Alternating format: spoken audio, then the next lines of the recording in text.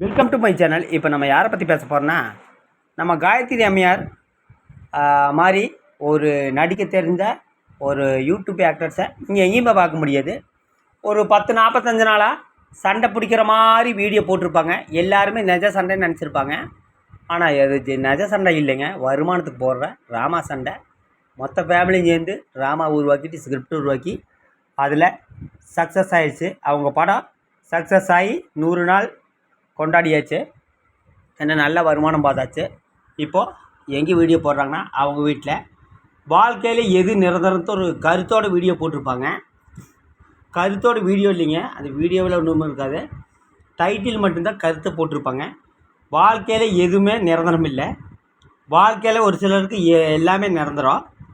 அது எல்லாருக்கும் என்ன நிரந்தரம்னா, காலையிலேருந்து சாயங்காலம் வரைக்கும் கஷ்டப்பட்டு உழைச்சி சாப்பிட்டு அதில் கொண்டு வர வருமானத்தில் நீங்கள் அரிசியை வச்சு சாப்பிட்டிங்கன்னா மன நிம்மதியாக இருக்குது. ஆனால் இவங்கெல்லாம் பார்த்தீங்கன்னு வச்சுங்க, எந்த இடத்துலையுமே காலையிலேருந்து சாயந்தரம் வரைக்கும் ஒரு இடத்துலையும் கூட கஷ்டப்பட்டு வேலை செஞ்ச சரித்திரமே இல்லை.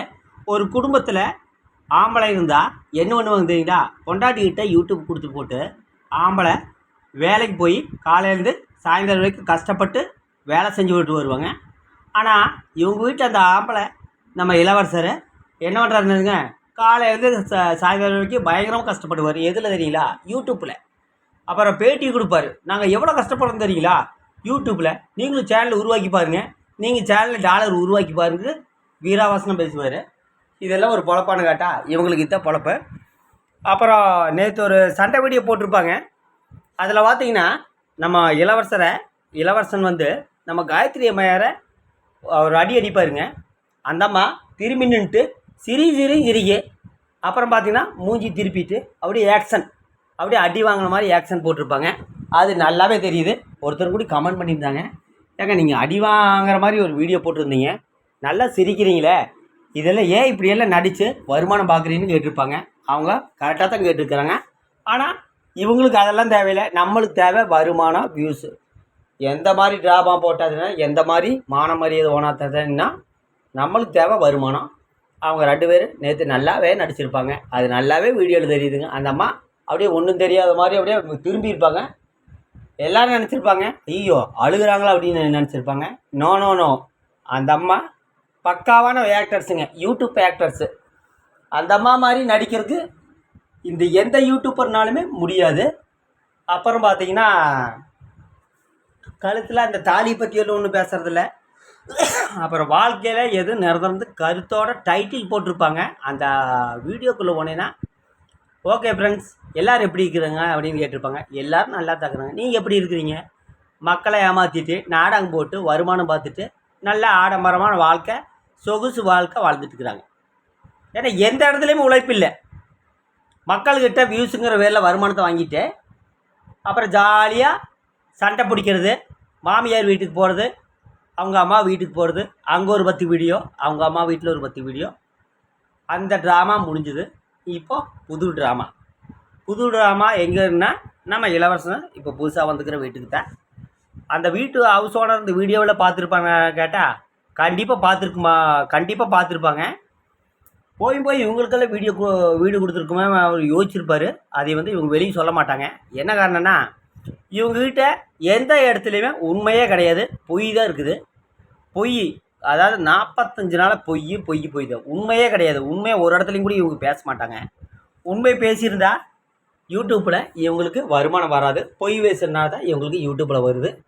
அப்புறம் வீட்டில் உள்ள சமையல் கட்டு காட்டுறாங்க. நான் பாத்திரம் கலவலை, பார்த்துக்குங்க ஃப்ரெண்ட்ஸ். நான் அடுப்பு இன்னும் துடைக்கலை, பார்த்துக்குங்க ஃப்ரெண்ட்ஸ். நான் வெண்டைக்காய் குழம்பு வச்சுருக்கேன், பார்த்துக்குங்க ஃப்ரெண்ட்ஸ். அப்புறம் மாமா எப்போ போல் மருந்து குடிக்கிறாரு. அதுதான் இவங்க மாமா மருந்து குடிக்கிறது தமிழ்நாட்டுக்கு ரொம்ப ரொம்ப முக்கியமான செய்தி. ஏன்னா நிறைய பேர் தமிழ்நாட்டில் குடியார் இருக்கிறாருங்க. அந்த குடியாரெல்லாம் அந்த மரத்தை பார்த்துக்குங்க. போய் நீங்கள் யாராச்சும் குடிச்சிட்டு ரொம்ப இது இருந்தீங்கன்னா போய் அந்த மருந்து வாங்கி குடிச்சுங்க.